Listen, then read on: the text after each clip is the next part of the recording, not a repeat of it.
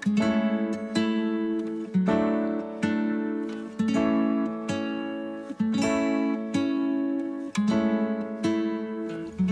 you count me in?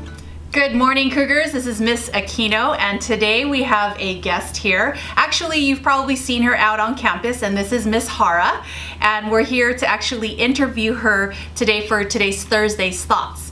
So, Miss Hara, welcome. Thank you very much. Thursday's Thoughts and joining us. I guess my first question to you is, tell us a little bit about yourself. Okay, well, hopefully some of you or most of you have seen me around campus. But again, my name is Miss Hara. I'm currently a counseling intern here at Chaparral, and I'm getting my degree from Chapman University. I've been here since last year, but this year I will be here pretty much until the end of the year, so I hope to get to know a little bit more of you better, and if you do see me around campus, come up and say hi. I'm friendly, I promise. And yeah. Well, we're really excited that you're here. Can you tell us a little bit of just your experience here at Chaparral and what you love about Chaparral? Sure. So Chaparral is definitely a really great school to be at. I've been at several schools because I'm a substitute teacher as well. But I think the students here are super amazing. They strive to do well in their classes, and just from walking around I can tell that the students care about the campus, and not only the students but staff has been very welcoming, and it's just a very warm campus, so I'm happy to be here and be part of the staff. Well, we're definitely happy that you're here. Can you tell us also a little bit of maybe just your school experience, like where did you come from, what school did you go to? Yeah, sure. So my school journey, I grew up in Chino, so not too far away. I went to Richard Gerd Elementary, I went to Ramona Junior High, Don Lugo High School. I'm sure you all probably don't even know where that's at, but and then I went to UC Irvine, and now I'm at Chapman. Okay, awesome. And were you involved in any activities at school? Yeah, so in middle school, that's kind of where I started getting involved a lot more, especially in leadership and ASB. I served as the school's vice president in 8th grade. So that was really fun, and that's kind of like led me to get more involved when I started high school. So in high school I was again involved in leadership and ASB. I played volleyball, I did swim, wow. I volunteered. What else did I do? I think that's kind of like the gist of everything that I did, but I was very involved in leadership a lot. That was what I really enjoyed. Sounds exciting. Well, Ms. Hara, this week we are talking about digital citizenship, and I wanted to ask you, have you had any experiences when you were in middle school or high school, just negative experience with social media? Yeah, so social media when I was in high school was a little different. We didn't really have Instagram or Snapchat or even Facebook. We didn't use that. I used MySpace primarily. And I did have some negative situations with the social media.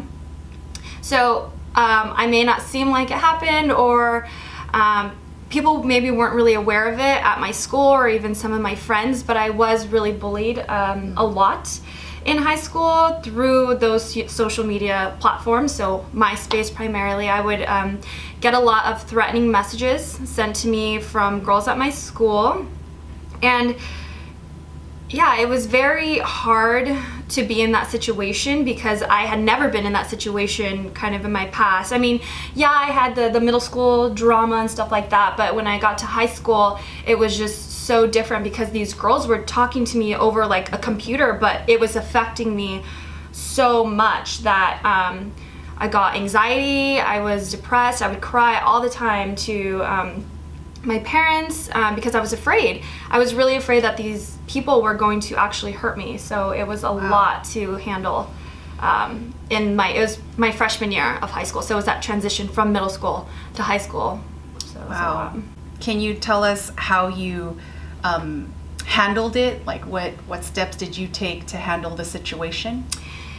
Yeah, so at first I thought it would be a good idea to kind of just try to communicate with these bullies, like telling them, I think you're misunderstanding the situation, like there's a lack of communication, but these girls, they just really didn't care to hear what I had to say, because they just like being mean to me. And so I decided to take a different route in terms of doing what I thought would be best for me. And so after communicating with my family, they urged me to kind of get in contact with the principal of the school. And luckily he was very nice, and I was pretty close to him. So I talked to him and let him know that I had been getting really threatening messages, not only from girls in my school, but girls from like different cities would message me, and it was just a lot to handle. So he decided to take the step to tell the security guards around the campus to kind of keep an eye out for me and to make sure that I was safe at all times. But other than that, I think I really focused on not giving into the bullies and not responding to them and feeding into their negativity, and I focused more on things that I wanted to do. So I put my efforts into, being involved in leadership, hanging out with my friends, like creating those relationships, as opposed to just like trying to, defend myself to these bullies, because they didn't care what I had to say. So instead of like feeding into them and continuing to talk to them, I really removed myself from the situation. And I think that helped me a lot, because I was able to focus on myself, and it made them realize that I didn't want to be involved with that, and I didn't care to be involved with that drama. Wow. As far as social media, when that was happening, were you still involved in social media, like in MySpace or? Yeah, so I actually decided, with not talking to them, that I would kind of just take a break from social media in general, because it was not healthy for me. It was creating a lot of anxiety for me. So I just stopped MySpace. I stopped going on, because when I would see those hurtful things, obviously it's gonna hurt my feelings a lot more. So I just kind of took a break from social media, took a break from MySpace, and really focused on myself and the things that I wanted to accomplish. And I think that helped me a lot to take a break from that. As far as like cyberbullying and just being safe on social media, what does cyberbullying look like? As what are examples, would you say?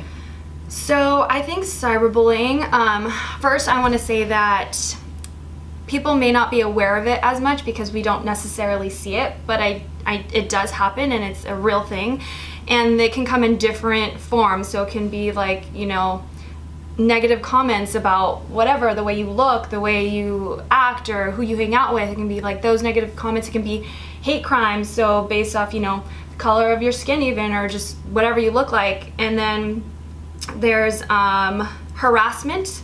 Harassment is a big one, so kind of just continuing to bother those people over those social media platforms, and just like I felt like I was personally harassed by those girls over and over again, until I kind of just was like, no, like I'm done, like I'm not gonna feed into that. Mm-hmm. So what else is there?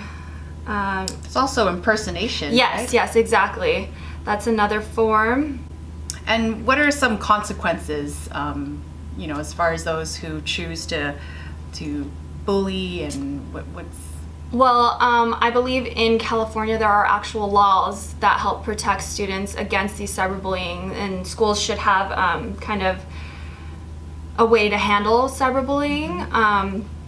So if you don't think that it's a serious crime even, or something serious that you're doing, it definitely is. There are laws in place, and people take some severe steps to kind of prevent that from happening. And even if parents get involved, and it can be a very massive thing. So don't think that I'm just saying it behind my computer, that I can get away with it, because ultimately it will come out, and people do get involved, and it becomes a bigger situation than maybe you even intended it to be. Like for me, the principal got involved, the security got involved, my parents were involved. It was a very big fear of mine, and it can escalate really quickly.